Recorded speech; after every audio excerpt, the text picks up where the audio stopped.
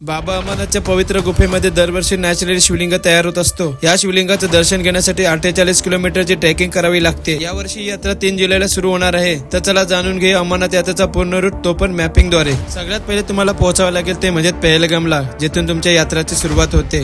पहलगामवरून 16 किलोमीटरचा प्रवास करून आपण पोहोचतो चंदनवाडीमध्ये.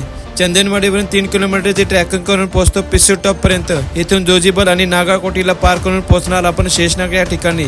या ठिकाणी शेषनागजीचं दर्शन करायला तुम्हाला मिळतं. त्यानंतर शेषनागवरून साधारण 4.5 किलोमीटरची चढाई करून 14,000 फूट उंच असणाऱ्या महागुणास पास या ठिकाणी पोहोचतो. येथून थोडे ट्रेक करून पोहोचणार आपण पंचतरणीमध्ये. या ठिकाणी पंचतरणी नदी आणि अमरावती नदी या 2 नद्यांचा संगम पाहायला मिळेल. पंचतरणीवरून 6 किलोमीटरचा ट्रेक केल्यानंतर फायनली तुम्ही पोहोचणार तो म्हणजे अमरनाथ पवित्र गुफेजवळ.